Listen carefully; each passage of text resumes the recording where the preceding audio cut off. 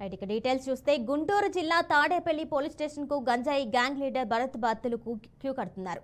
గత రాత్రి బుజ్జి అనే యువకుడిపై భరత్ విచక్షణ రహితంగా కత్తితో దాడికి పాల్పడ్డాడు. బుజ్జి ధైర్యం చేసుకుని పోలీస్ స్టేషన్ కు రావడంతో అతనితో పాటు భరత్ బాత్తులు ఒక్కొక్కరుగా బయటకు వస్తున్నారు. గంజాయి గ్యాంగ్ గత కొన్ని రోజుల క్రితం నడి రోడ్డుపై ఓ యువతిపై దాడికి పాల్పడింది.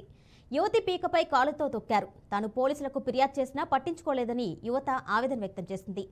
భరత్ గత కొంతకాలంగా గ్యాంగ్తో అరాచకాలకు పాల్పడుతున్నట్లు బాధితులు వెల్లడించారు. కాగా భరత్ ఆగడాలకు అడ్డుకట్ట వేయాలని మహిళల డిమాండ్ చేస్తున్నారు. దీనిపై కేసు నమోదు చేసుకున్న పోలీసులు పరారీలో ఉన్న గంజాయి గ్యాంగ్ లీడర్ భరత్ కోసం గాలిస్తున్నారు.